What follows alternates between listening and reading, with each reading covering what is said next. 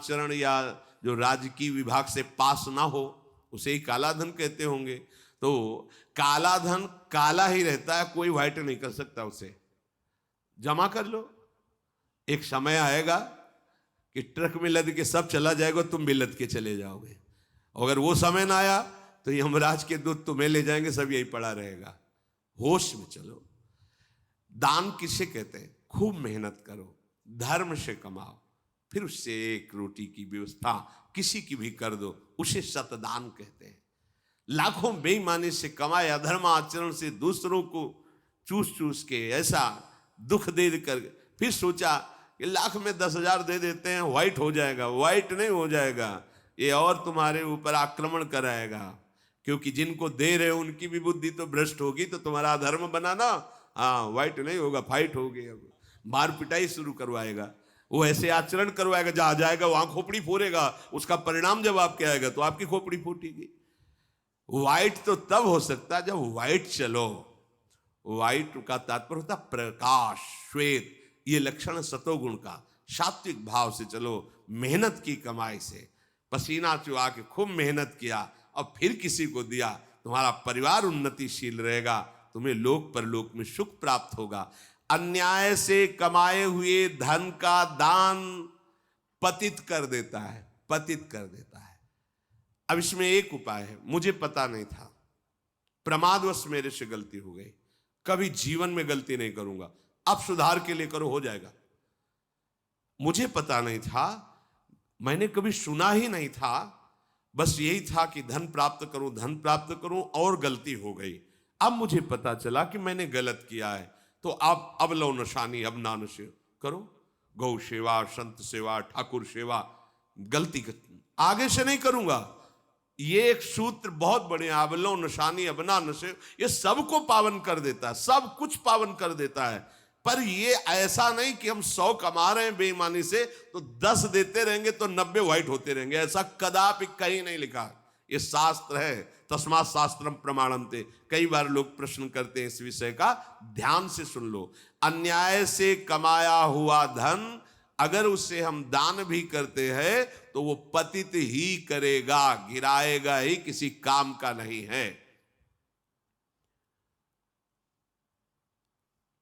आगे वर्णन कर रहे हैं कि धर्म से कमाया हुआ दान अगर ऐसे को दोगे तो वो भी व्यर्थ हो जाएगा। कैसा? मिथ्यावादी, पापाचरण करने वाला, झूठ बोलता है, पापाचरण करता है, और आप उसे दान कर रहे हैं, बाद में वो पाप करेगा तो उसका फल आपको मिलेगा। उसके पाप के बढ़ावे में आप साझेदार हुए, आपका जो दान था उसके पाप में बढ़ावा देगा, आपको उसको साझेदारी का फल भोगना पड़ेगा। कृतज्ञ, जो दूसरे के किए हुए को उपकार को नहीं मानता, अभिमानी और मदिरा पान करने वाला, अब आपसे पैसा लिया, शराब पिया, गंदे आचरण किए, आप उसके हिस्सेदारी बने। ऐसा थोड़ी दान की कोई मांग रहा है दे दो, बहुत पात्र और अपात्रता का निर्णय करके दिया जाता है। ऐसे नहीं कि मांग रहा है तो देना ही पड़ेगा, नहीं, हमें अधिकार समझ में आवे कि हमारे द्वारा दिए हुए धन का सदुपयोग हो रहा है, वहां पात्र देख करके धन आदि का दान किया जाता है। जो पतित हो चुका है, जो अधर्म व्यवसायी है, जो तमोगुण से आवृत रहते हैं और अंदर क्रोध भरा रहता है, अहंकार पूर्वक दान करते हैं, मेरा सम्मान हो, ऐसे का दान ही नहीं स्वीकार करना चाहिए। ऐसे का दिया हुआ दान व्यर्थ हो जाता है, उसे निश्चित अन्य योनियों में जाके कष्ट भोगना पड़ता है। तामसी अहंकारी दान करने वाला परिणाम में दुख ही भोगता है। मैंने दिया, ये मैंने बनवाया, ये मैंने किया, ये तमोगुण का लक्षण अहंकार है।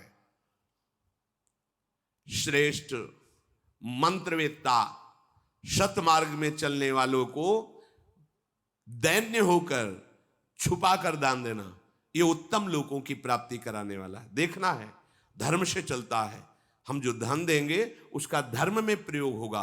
मंत्रवेत्ता है, निरंतर मंत्र का अनुष्ठान करता रहता, पावर है, अगर हमारा धन ऐसी जगह गया तो हमारे पापों का नाश करके उत्तम लोकों की प्राप्ति कराएगा। हे युधिष्ठिर, अब तुम क्या जानना चाहते हो?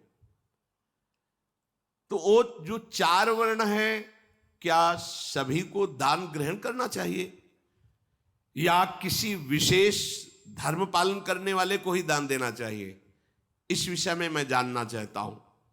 मार्कंडेय जी ने कहा, राजन, जो साधु, महात्मा या गृहस्थ खूब जप परायण है, सदैव धर्म से चलता है, शास्त्रों का स्वाध्याय और उसके अनुसार आचरण और वेदत्रयमयी नौका में स्वयं बैठकर दूसरों को उतारने की सामर्थ्य रखता है, अर्थात धर्म शास्त्र के अनुसार चल के खूब भजन परायण, खूब साधन परायण है, कहीं कोई पापाचरण नहीं है, ऐसे को यदि दान दिया जाए तो वो तार देता है।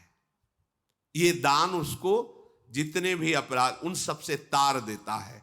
पर दान देने का अधिकार पात्र को देखकर, ऐसा नहीं कि किसी को भी कहीं भी, हाँ, हम केवल यश सुनने के लिए वाहवाही सुनने, वो सब व्यर्थ चला जाता है। हे युधिष्ठिर, जो साधुओं को संतुष्ट करता है उस पर सारे देवता अपने आप संतुष्ट रहते हैं। साधुओं के वचन ही आशीर्वाद हैं, वही लोक परलोक का सुधार कर देते हैं। बस उनको उनके वचनों के अनुसार अपना जीवन बना के देखो, अपने आप लाभ मिल जाएगा। संतों को संतुष्ट करने से, संतुष्टता संतों को बाह्य पदार्थों से उतनी नहीं होती जितनी अपनी आज्ञा पालन करने से। आज्ञा पे चल रहे हो, हृदय शीतल हो गया, लोक परलोक सब सुधर गया तुम्हारा। यही परलोक सकल सुख पावत, मेरी शोभैया कृष्ण गुण संचु। संपूर्ण शास्त्रों का ज्ञाता हो, संपूर्ण धर्म के रहस्य को जानता हो और स्वयं अपने उद्धार करने